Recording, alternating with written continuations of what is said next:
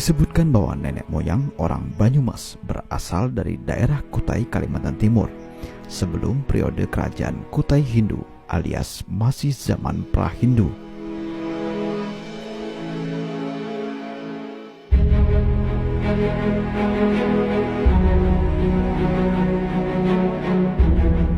Merujuk pada sebuah catatan Van der Molen, seorang pendatang dari Kutai, menurutnya pendatang dari Kutai tersebut masuk wilayah tanah Jawa jauh sebelum abad ketiga. Mereka mendarat di Cirebon, kemudian masuk ke pedalaman.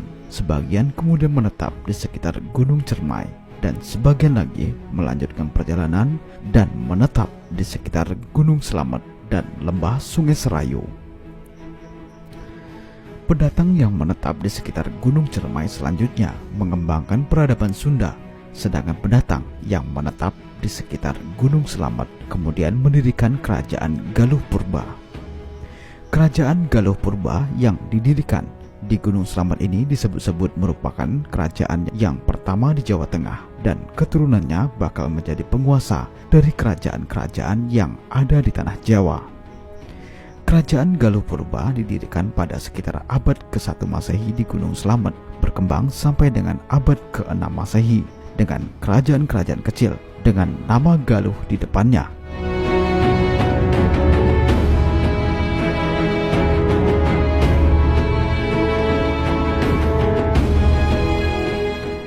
Kerajaan Galuh Purba memiliki wilayah kekuasaan yang lumayan luas, mulai dari Indramayu, Cirebon, Brebes, Tegal, Pemalang, Bumi Ayu, Banyumas, Cilacap, Purbalingga, Banjarnegara, Kebumen, Kedu, Kulon Progo, dan Purwodadi. Pada saat itu di wilayah timur berkembang kerajaan Kalingga yang konon merupakan kelanjutan dari kerajaan Galuh Kalingga, sebuah kerajaan di wilayah Galuh Purba. Sedangkan di wilayah barat berkembang kerajaan Tarumanegara yang merupakan kelanjutan dari kerajaan Salakanegara. Pada masa Punawarman menjadi Raja Tarumanegara, kerajaan Galuh menjadi kerajaan bawahan Tarumanegara. Pada saat Tarumanegara diperintah oleh Raja Candrawarman, kerajaan bawahan Tarumanegara mendapatkan kekuasaan kembali. Meskipun dalam perkembangannya kerajaan Galuh Purba berkembang menjadi kerajaan besar yaitu Kalingga di Jawa Tengah dan Galuh di Jawa Barat, hubungan keturunan Galuh Purba tetap terjalin dengan baik dan terjadi perkawinan antar kerajaan sehingga muncul dinasti Sanjaya yang kemudian mempunyai keturunan raja-raja di Jawa. Wilayah kerajaan Galuh Purba sebelum pindah ke Kawali memiliki wilayah kekuasaan yang lumayan luas. Bila kita melihat sejarah tersebut, diperoleh informasi bahwa perkembangan peradaban Banyumasan sudah berkembang sedemikian jauh sebelum masa kerajaan Majapahit dan Singasari.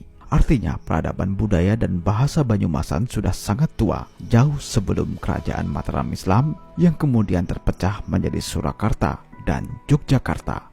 Selanjutnya Kadipaten Banyumas inilah yang berkembang pesat, terlebih setelah pusat kadipatennya dipindahkan ke Sudagaran, Banyumas. Pengaruh kekuasaannya menyebabkan kadipaten-kadipaten lainnya semakin mengecil.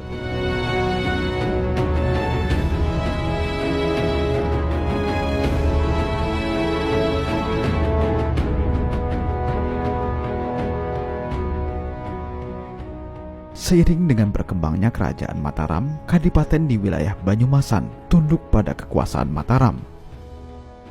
Kekuasaan Mataram atas kadipaten-kadipaten di wilayah Banyumasan tidak secara otomatis memasukkan wilayah Banyumasan ke dalam lingkar dalam kekuasaan Mataram, sehingga kadipaten-kadipaten di wilayah Banyumasan masih memiliki otonomi dan penduduk Mataram pun menyebut wilayah Banyumasan sebagai wilayah Mancanegara Kulon.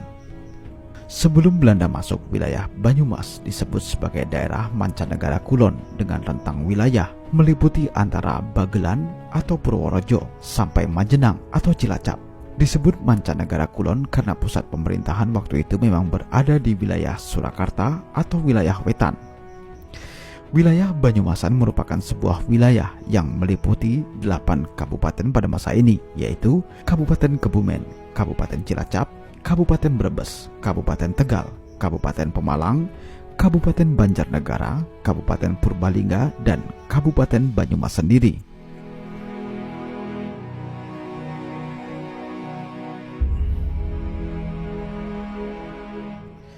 Budaya Banyumasan memiliki ciri khas tersendiri yang berbeda dengan wilayah lain di Jawa Tengah maupun Jawa Timur.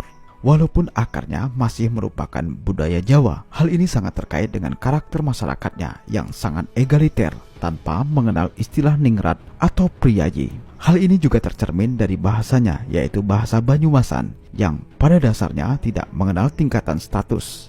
Penggunaan bahasa halus atau kromo pada dasarnya merupakan serapan akibat interaksi intensif dengan masyarakat Jawa lainnya. Dan ini merupakan kemampuan masyarakat Banyumas dalam mengapresiasi budaya luar. Penghormatan kepada orang yang lebih tua umumnya ditampilkan dalam bentuk sikap atau hormat. Sayang serta sopan santun dalam bertingkah laku tidak dapat dipungkiri bahwa pengaruh feodalisme memang terasa. Akan tetapi itu bukan merupakan karakter asli dari masyarakat Banyumas. Selain egaliter, masyarakat Banyumas dikenal memiliki kepribadian yang jujur, serta berterus terang atau biasa disebut sebagai cabalaka atau belaka suta.